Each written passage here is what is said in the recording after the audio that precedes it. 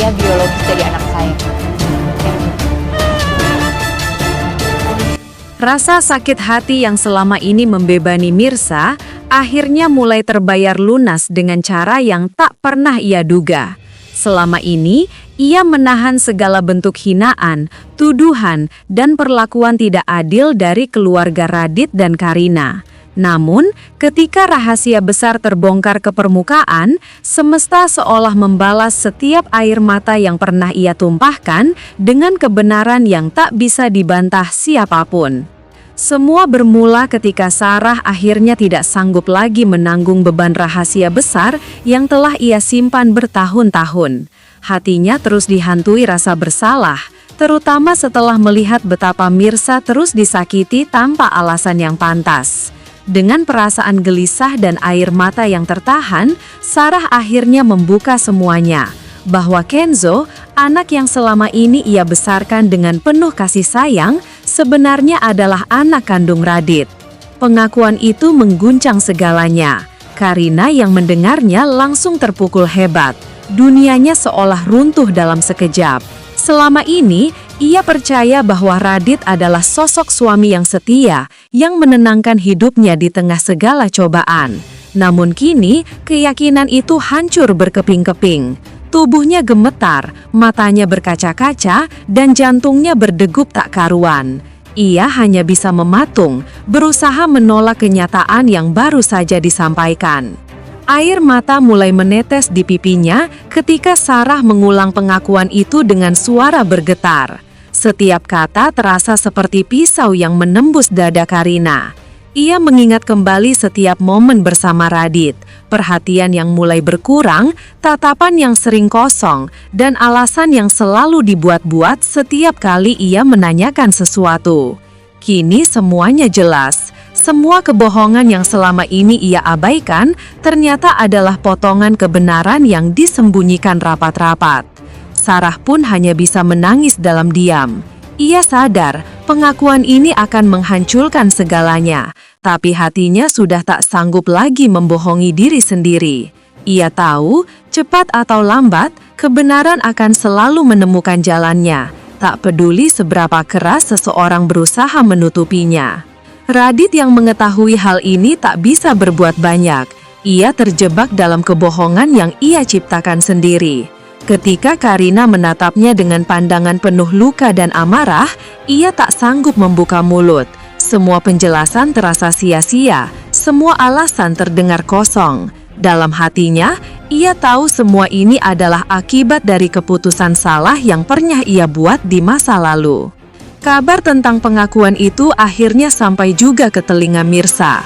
Di tengah kesedihan yang masih menghantui karena hasil tes DNA yang disabotase, perasaan lega perlahan muncul. Ia merasa bahwa Tuhan sedang menunjukkan jalannya, bukan karena ingin melihat orang lain menderita, tapi karena kebenaran akhirnya mulai berpihak padanya. Selama ini Mirsa hanya ingin hidup damai dan mendapatkan kembali anak kandungnya, bukan menciptakan kekacauan.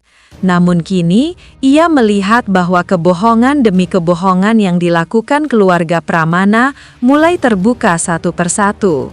Ia tak lagi sendirian, keadilan mulai berpihak, dan rasa sakit yang ia simpan begitu lama mulai menemukan pembalasan yang layak. Sementara itu, di sisi lain, Karina hanya bisa menangis dalam kesepian.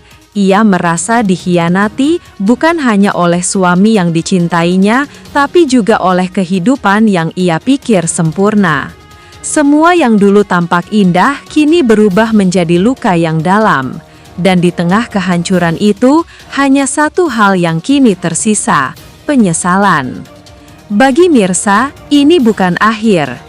Ia tahu jalan yang harus ditempuh masih panjang. Namun di balik setiap luka, kini ada secercah harapan. Harapan bahwa suatu hari nanti, kebenaran akan sepenuhnya memulihkan hidupnya dan membawa Akira kembali ke pelukannya. Sarah yang selama ini menahan diri dan berusaha bersikap netral, kini mulai dikuasai oleh amarah dan dendam yang tak lagi bisa ia pendam. Setelah pengakuannya kepada Karina membuat keadaan semakin kacau, ia justru merasa tidak bersalah.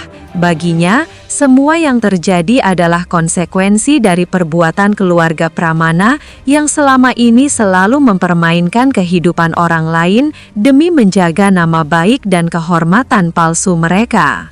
Di lubuk hatinya, Sarah menyimpan luka lama yang belum pernah sembuh. Ia masih mengingat jelas bagaimana keluarga Pramana memperlakukannya dengan hinaan dan tekanan ketika rahasia masa lalunya hampir terbongkar. Ia dijadikan kambing hitam, dipermalukan, bahkan dipaksa menanggung kesalahan yang bukan sepenuhnya miliknya. Semua itu membuat hatinya mengeras dan perlahan berubah menjadi keinginan untuk membalas.